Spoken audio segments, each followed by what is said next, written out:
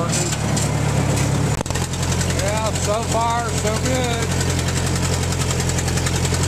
Going this way. That's all back there.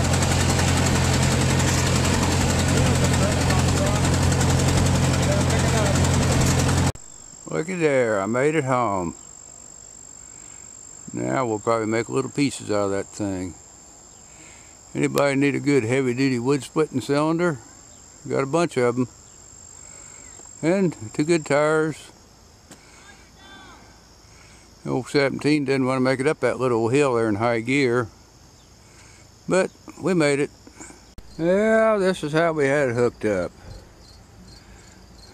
Chain under the bucket. Around the loader boom. And raise it with a 3-point.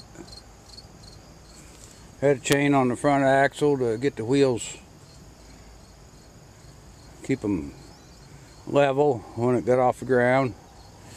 And I was over there, I had the weight on there. Look there, I got hydraulic cylinders leaking all over the place now. Oh well. And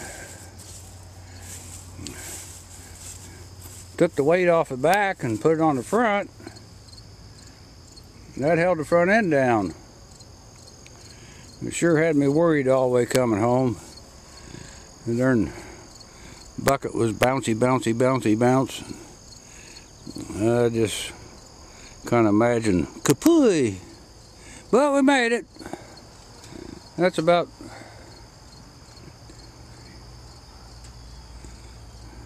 a ton or better in the bucket. That holds it down. Yeah, old 17 made it with no brakes.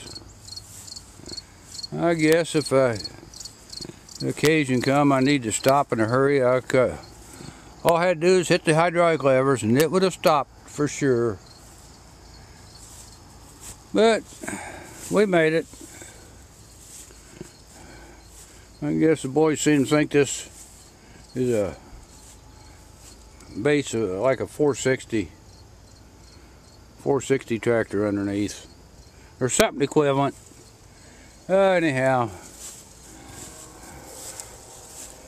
we'll push it out of the way, haul it out over there someplace and find out what chances of finding another engine for it is.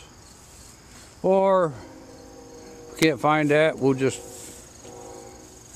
start making it in 3-foot long pieces. Alright, that's enough for today. I guess I can get back to splitting firewood. And alright, that's all.